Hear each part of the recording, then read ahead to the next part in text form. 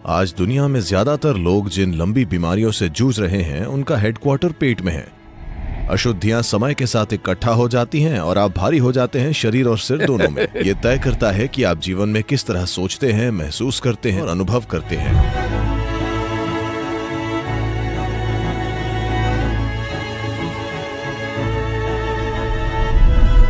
मैं दरअसल उत्सुक हूँ पानी पर उपवास या लंबे समय के लिए उपवास करने के बारे में जानने के लिए। देखिए, आप सीधे खाने की बात पर आ गए। ठीक है, उपवास खाना नहीं, अच्छा है। ये खाने का उल्टा है। ये तो खाने से दूर रहने के बारे में है। क्या इससे हम खुद को रीसेट कर सकते हैं? और क्या खाने के साथ हमारे रिश्ते को लेकर फिर से तालमेल में आ सकते हैं?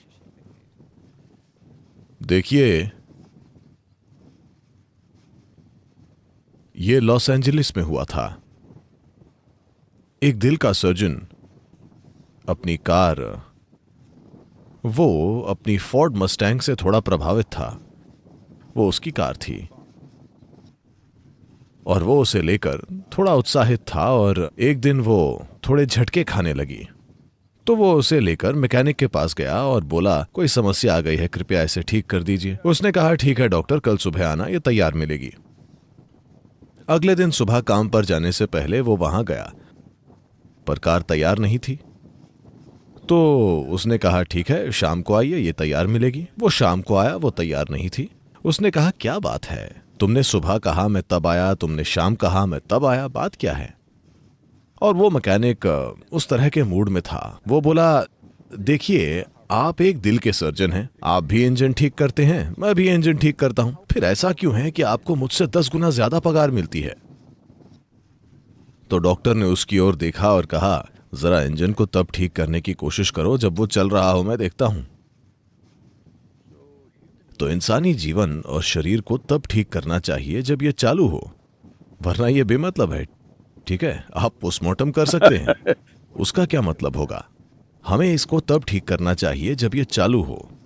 अगर आप इस शरीर को तब ठीक करना चाहते हैं जब ये चलता फिरता हो, तो आपको समझना चाहिए, क्योंकि हम पाचन प्रक्रिया के बारे में बात कर रहे हैं।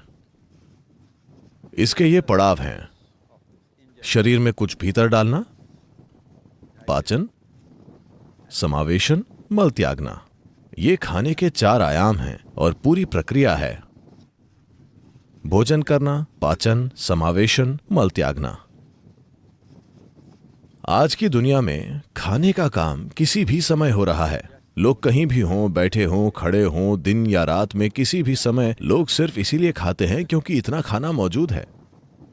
मानवता के इतिहास में ऐसा कभी नहीं था, लेकिन दुर्भाग्य से, सौभाग्य से बहुत सारा खाना मौजूद है। बदकिस्मती से लोगों को यह नहीं पता कि कब खाना है, कब नहीं खाना है।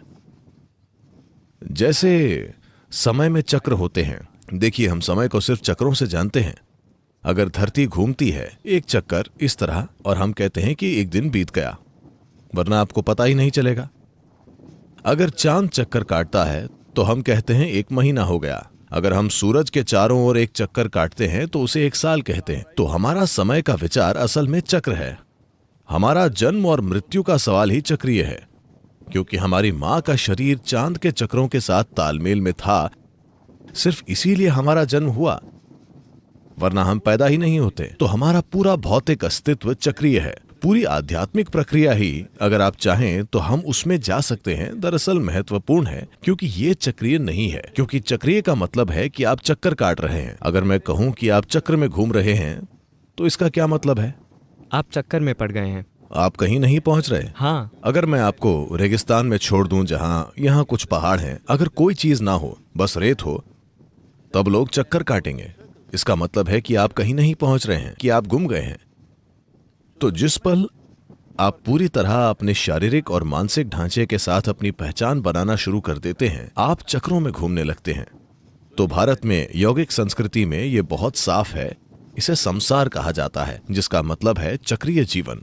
तो चक्रीय जीवन एक गोल झूला बढ़िया होता है। अगर आप इसे ठीक से व्यवस्थित करते हैं तो ये एक अच्छा झूला है, पर आप कहीं नहीं पहुंचेंगे।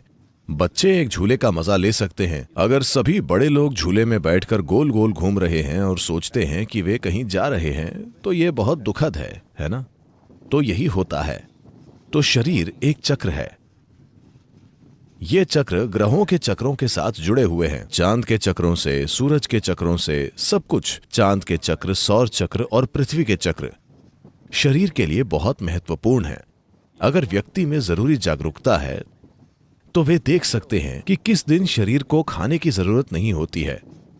हर दूसरा प्राणी ये जानता है, अफसोस मनुष्य इसे भूल गए हैं, क्योंकि उनकी विचार प्रक्रिया या उनके बचकाने मन ने उनके सिस्टम में मौजूद हर दूसरी इंद्री को दबा दिया है। अगर आप अपने सिस्टम को ध्यान से देखते हैं तो आप देखेंगे कि किसी खास दिन आपको खाने का मन नहीं करेगा। उस दिन आपको खाना नहीं चाहिए, पर नहीं, आप अपने दोस्त के घर पर हैं, वहां एक पार्टी है, आप ठूंस कर खा लेते हैं। भले ही आपका शरीर ना कह रहा हो, आप खुद को भर लेते हैं। आपने देखा है कि सभी जानवर, अगर आपके घर में एक कुत्ता है तो एक खास दिन वो खाने से इनकार कर देता है। कुत्ते और बिल्ली दोनों। क्या आपने इस पर गौर किया है? अगर उपलब्ध हो तो वो जाकर थोड़ी घास खाएगा और उल्टी करेगा और खुद को साफ करेगा, क्योंकि वो जागरूक है कि खाना लगातार भीतर तो डाला जा रहा है, लेकिन पाचन और पेट की सफाई खाने जितनी कुशल नहीं है।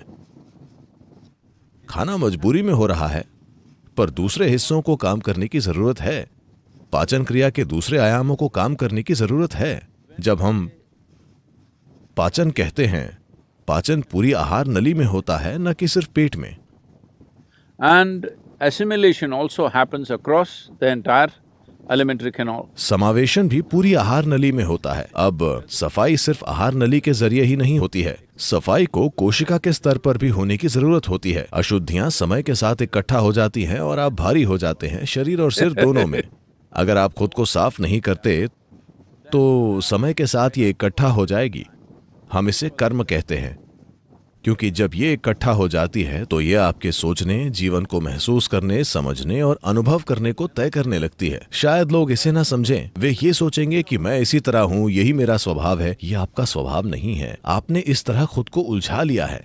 तो सफाई का प्रोसेस, एक जरूरी बात है खाने में थोड़ा ब्रेक लेना, क्योंकि दूसरे सिस्टम काफी हद तक अपने आप होते हैं। आप उन्हें उत्तेजित कर सकते हैं, पर वो अपने आप ही काम करते हैं। खाना खाना आपकी इच्छा से होने वाला प्रोसेस है, हालांकि बदकिस्मती से ज्यादातर लोगों के लिए ये एक मजबूरी बन गया है। इसे आपकी इच्छा से होना चाहिए। मतलब मैं तब खाता हूँ जब मैं खाना चाहता हूँ, मैं तब खाऊंगा जब मुझे खाना होगा। मेरा हाथ तय नहीं करता कि कब खाना है। अगर वहाँ कुछ है तो चाहे कुछ भी हो।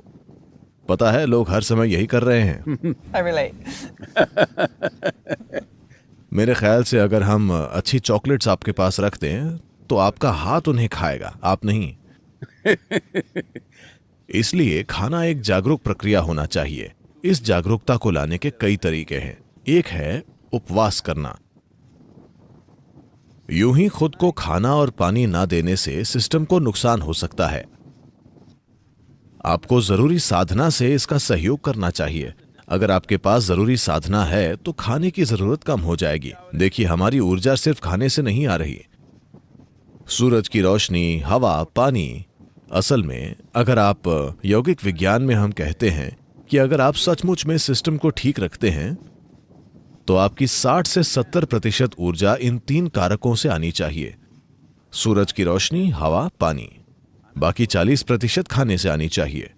So naturally, amount of volume of food that you eat will compress. तब स्वाभाविक रूप से खाना खाने की मात्रा कम हो जाएगी। मुझे आपको अपने बारे में बताना चाहिए। जब मैं युवा था तो मैं बहुत खाता था। मैं कभी मोटा नहीं हुआ क्योंकि मेरी गतिविधि बहुत ज्यादा थी, पर आज मैं जो खाता हूँ वो उस समय के मुकाबले 10वां हिस्सा या उससे भी कम है। 19 की उम्र से लेकर आज तक मेरा वजन उतना ही वजन है जितना 19 साल में था। बस एक बात यह है कि उस वक्त सारा वजन मेरे कंधों में था। अब इस गुरुत्वाकर्षण के लगातार मुझ पर काम करने की वजह से यह थोड़ा नीचे की ओर खींच गया है, पर मैंने खुद को ऊपर उठाए रखा है। तो उपवास को एक प्रक्रिया के रूप में जरूरी समझ के साथ करना चाहिए। अगर लोगों में उतनी जागरूकता नहीं है, भारत में हमने चांद के चक्र का 11वां दिन तय किया है जब आपको उपवास करना चाहिए। अगर आप उपवास नहीं कर सकते तो आप कुछ बहुत हल्का लेते हैं। इसे फलाहार कहा जाता है। इसका मतलब है आप सिर्फ फल खाएंगे, क्योंकि फल ऐसा पदार्थ है जो लगभग 90% पानी है और आपको पानी को खाना चाहिए, पीना नहीं चाहिए। ये यौगिक विज्ञान है। जहां तक मुमकिन हो आपको पानी खाना चाहिए। आप जो भोजन कर रहे हैं उसे लेकर आपको हमेशा जागरूक रहना चाहिए कि उसमें पानी की मात्रा कितनी है। जैसे अगर आप दक्षिण भारतीय में भोजन करते हैं, मैं पके हुए भोजन की बात कर रहा हूं, अगर आप वो खाते हैं उसमें बड़ी आसानी से 60-70% पानी होगा। दरअसल ज्यादा, कुछ खानों में तो ये और भी ज्यादा है। पर अब आप यहाँ जो खाना खा रहे हैं, आप ब्रेड खा रहे हैं जिसे शायद 1 महीने पहले बनाया गया था। क्या ये कम से कम है?